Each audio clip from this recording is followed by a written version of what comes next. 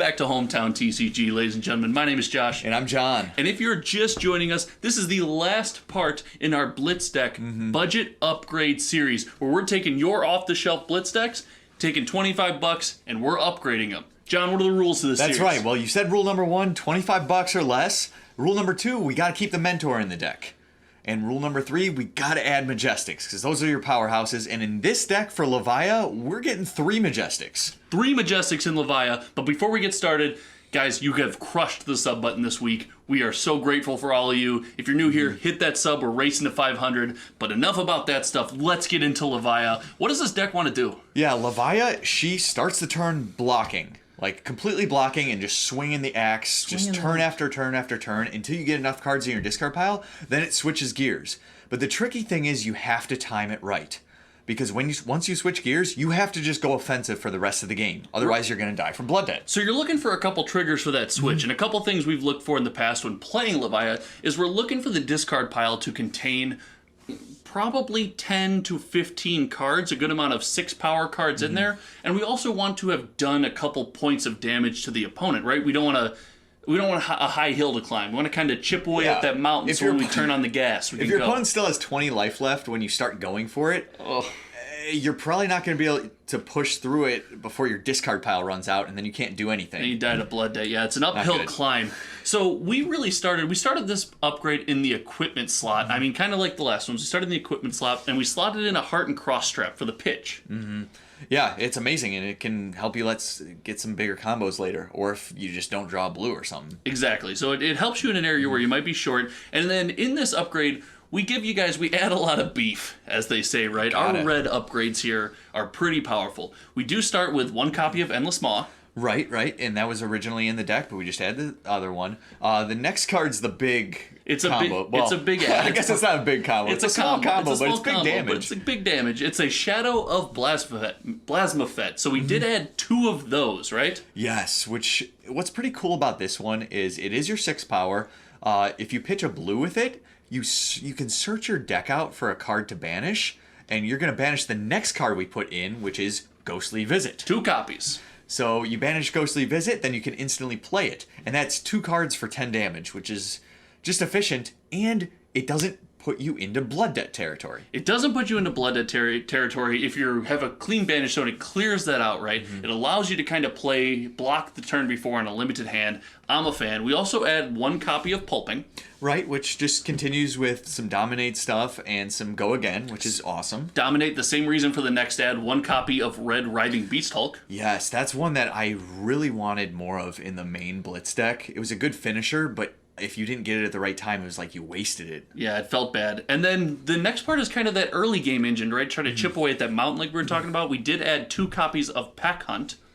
Yeah, which just value 6 3 blocks, right? Right. And then of course the best card, right? The best card. It can either push an advantage or it can close a game. We added 1 copy of Red Pummel. All right, so moving on to yellows. This is one of my favorite cards. It's already comes in red and blue, but this would be Dread Screamer, because Go Again is just insanely valuable in this, because you need to make use of your huge hand when you switch gears. You do, and it feels like Go Again is a scarce resource here, so this was an auto 6 include for us. Exactly.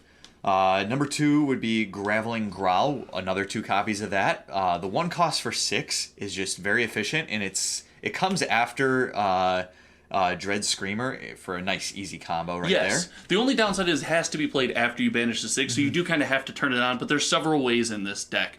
And finally, we are getting another Majestic with 1 copy of Mark of the Beast. Yeah, so Mark of the Beast, you don't want to block with it, because then it goes into your grave, especially early. But if you get it as the game starts going on, it helps you not use up all the cards in your banish zone, which is pretty nice. Absolutely. It's another way to kind of clear that Blood Debt for a turn while keeping that graveyard full. Exactly. Now, we did add a couple blues.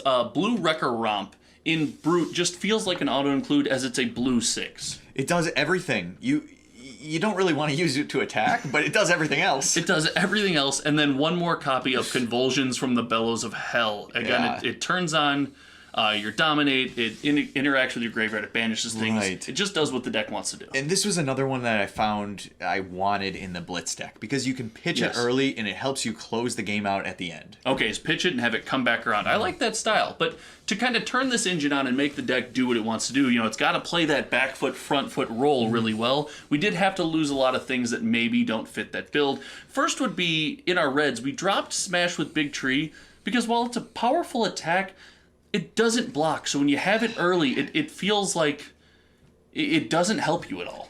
Yeah, you have to play it. And if it's a turn where you're forced to block, like a hit effect or something, it just feels horrible. It feels horrible to have in your hand. So we got rid of the 2 copies of Red Smash with Big Tree, Red Hungering Slaughter Beast we lost 2 of. Which, it's a decent card for 7 damage, but we just felt like we had more valuable cards come in. Yep. We also lost Consuming Aftermath Red. Yeah, just another one that's... it just doesn't quite do what you need it to do. Deadwood Rambler ×2 in red we lost. Another no block. Another no block. And then actually Rally the Rear Guard. We lost 1 of them. Now it does offer a new avenue to discard things, maybe fill 6s into that graveyard. But it feels kind of weird to play. Yeah, and we took out some no blocks. So this kind of it wasn't as important. Right, it synergized well with the no block, but maybe not necessarily in this build. We did take out Yellow Smash with Big Tree as well. As much as I like saying the name and then Smash, I just don't like playing it. Yellow Lunartide Plunderer, we took out 2 of them. And then as far as blues go, we kind of pillaged the blues in this deck and replaced a lot of them. We lost 2 blue Blood Tribute, which... I hate that card. It's... Blues that don't block or do anything so bad or do anything. Yes, we also lost 2 copies of Blue Unworldly Bellow, and then 2 copies of Blue Rally the Rear Guard, kind of for the same reason as the red. Yeah, we already went over that.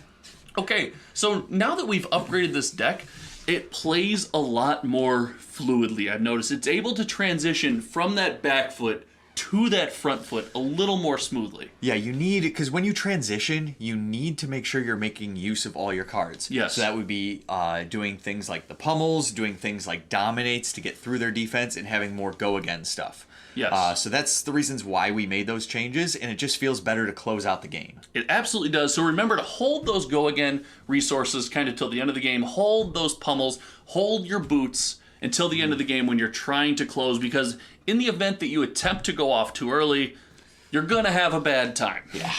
You're going to die to your own blood debt. Your opponent's going to completely stop attacking you, block out, and just wait for your discard pile to disappear. Yeah, but if you get the timing right and you read your opponent well, the deck can be powerful. It can be powerful. The value is there in every card in the deck. It attacks for a lot of damage, which frankly always feels good and fun. Yeah. Yeah.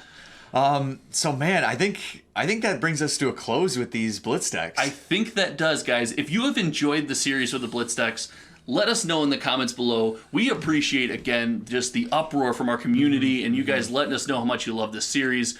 We love making stuff for you guys. We love improving on your decks. And I think next time we're going to do a retrospective of this entire series, talk about the Blitz decks as a whole. And I don't want to spoil it, but maybe we're going to give you some power levels on what we think, which one you should build. Yeah. So until then, my name is John. And I'm Josh. And we'll see you next time. Goodbye.